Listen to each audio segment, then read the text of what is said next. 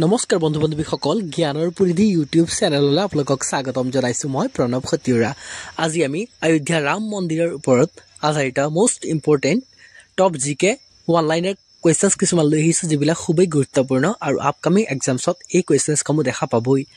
আৰু এইবিলাক আজি আমি ওৱান লাইনাৰ মোডত প্ৰস্তুত কৰিছোঁ, যাতে কম সময়ৰ ভিতৰতে আমি গোটেই কুৱেশ্যনছসমূহ ইম্পৰ্টেণ্ট কুৱেশ্যনছসমূহ আলোচনা কৰিব পাৰোঁ।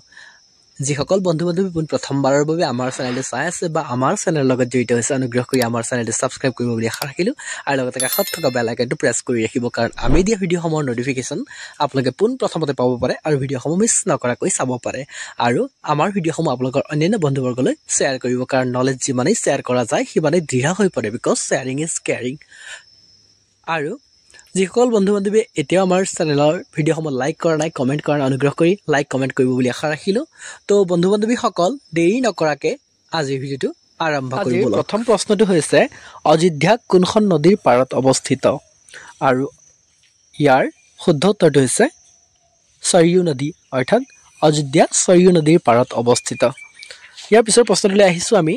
অযোধ্যা ৰাম মন্দিৰ নিৰ্মাণৰ দায়িত্বত থকা ট্ৰাষ্টৰ নাম কি? আৰু ইয়াৰ শুদ্ধ উত্তৰটো হৈছে ৰাম জন্মভূমি ন্যাস বা ৰাম জন্মভূমি ন্যাস। ইয়াৰ পিছৰ প্ৰশ্নটোলৈ আহিছোঁ আমি এতিয়া। অযোধ্যা ৰাম মন্দিৰত কি উৎসৱ অতি উৎসাহেৰে পালন কৰা হয়? আৰু ইয়াৰ শুদ্ধ উত্তৰটো হৈছে দীপাৱলী বা দিৱালী। ইয়াৰ পিছৰ প্ৰশ্নটোলৈ আহিছোঁ আমি। অযোধ্যাৰ বিবাদিত ভূমিৰ লগত কোনটো ঐতিহাসিক ঘটনা জড়িত হৈ আছে? আৰু ইয়াৰ উত্তৰটো হৈছে বাবৰি মছজিদ ভাঙি, অৰ্থাৎ বাবৰি মছজিদ ভাঙি পেলাই সেই ঘটনাটো বিবাদিত হৈ আছিল বহু বছৰৰ পৰা, আৰু সেই বিবাদৰ নিষ্পত্তি ঘটিছিল। সেই কুৱেশ্যনসমূহ আমি ইয়াত সন্নিৱিষ্ট কৰিছোঁ, আৰু তাৰ ঠাইত বাবৰি মছজিদ ভাঙি পেলাই সেই ঐতিহাসিক ঠাইত ৰাম মন্দিৰ নিৰ্মাণ কৰা হৈছিল। তাৰ আগতেই ৰাম মন্দিৰ আছিল, সেই কথা সুপ্ৰিম কোৰ্টে ন্যায় প্ৰদান কৰিছিল। ইয়াৰ পিছৰ প্ৰশ্নটোলৈ আহিছোঁ আমি। অযোধ্যাৰ ৰাম মন্দিৰৰ ভূমি পূজন কেতিয়া কৰা হৈছিল? আৰু ইয়াৰ শুদ্ধ উত্তৰটো হৈছে 2020 চনৰ 5 আগষ্টত। 6 নম্বৰ প্ৰশ্নটো হৈছে অযোধ্যা ৰাম মন্দিৰ কোনটো শৈলীত নিৰ্মাণ কৰা হৈছে? আৰু ইয়াৰ শুদ্ধ উত্তৰটো হৈছে নাগৰ শৈলী। ইয়াৰ পিছৰ প্ৰশ্নটোলৈ আহিছোঁ আমি। অযোধ্যাৰ ৰাম মন্দিৰৰ বাবে ৰামলালাৰ মূৰ্তি কোনে নিৰ্মাণ কৰিছে? আৰু এইটো খুব গুৰুত্বপূৰ্ণ। অযোধ্যাৰ যিটো ৰাম মন্দিৰ আৰু ভগৱান শ্ৰীৰামৰ ৰামলালাৰ মূৰ্তি নিৰ্মাণ কোনে কৰিছে বুলি সোধা হৈছে, আৰু ইয়াৰ শুদ্ধ উত্তৰটো হৈছে অৰুণ যোগীৰাজ। আমি ইয়াত MCQ প্ৰদান কৰা নাই, কেৱল ওৱান লাইনৰ মোডত আমি এই ভিডিঅ'টো প্ৰস্তুত কৰিছোঁ, যাতে কম সময়তে আমি গোটেই প্ৰশ্নসমূহৰ উত্তৰ কৰিব পাৰোঁ। আৰু ইয়াৰ পৰা প্ৰশ্ন অহাটো নিশ্চিত, কাৰণ আমাৰ বাবে কাৰেণ্ট এফেয়াৰ্ছ খুব গুৰুত্বপূৰ্ণ, নহয় জানো? তো ইয়াৰ পিছৰ প্ৰশ্নটোলৈ আহিছোঁ।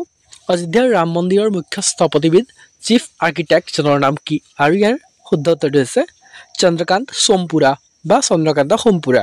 ইয়াৰ পিছৰ প্ৰশ্নটোলৈ আহিছোঁ। কাৰ অধ্যক্ষতাত অযোধ্যাৰ ৰাম মন্দিৰৰ বিবাদ নিষ্পত্তিৰ বাবে 5জনীয়া সদস্যৰ সাংবিধানিক পীঠ গঠন কৰা হৈছিল?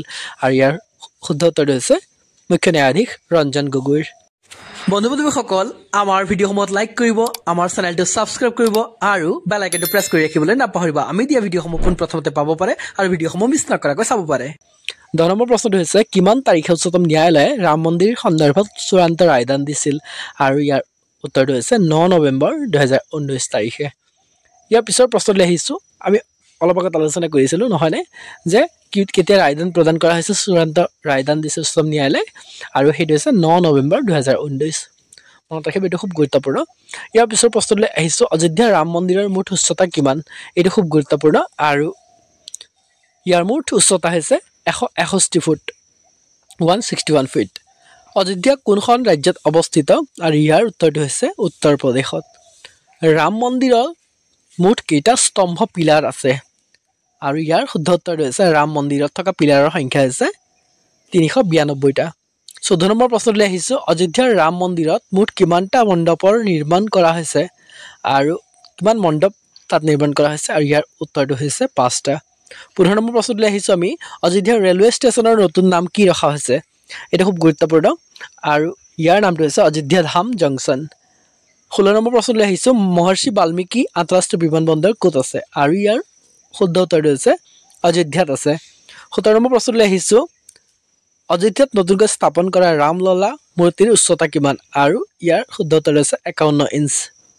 আজিৰ একেবাৰে শেষৰ প্ৰশ্নটোলৈ আহিছোঁ অযোধ্যাৰ ৰাম মন্দিৰ কোনে আৰু কেতিয়া উদ্বোধন কৰে আৰু ইয়াৰ শুদ্ধ উত্তৰটো হৈছে PM নৰেন্দ্ৰ মোদীয়ে 2024 চনৰ 22 জানুৱাৰীত। ভিডিঅ'টো সম্পূৰ্ণকৈ চোৱাৰ বাবে মোৰ মৰমৰ সমূহ বন্ধু বান্ধৱীলৈ অশেষ ধন্যবাদ জ্ঞাপন কৰিলোঁ আৰু যিসকল বন্ধু বান্ধৱী এতিয়াও আমাৰ চেনেলটো ছাবস্ক্ৰাইব কৰা নাই অনুগ্ৰহ কৰি আমাৰ চেনেলটো ছাবস্ক্ৰাইব কৰিব বুলি আশা ৰাখিলোঁ। থেংক ইউ, ধন্যবাদ। জয় অসম, জয় শ্ৰীৰাম।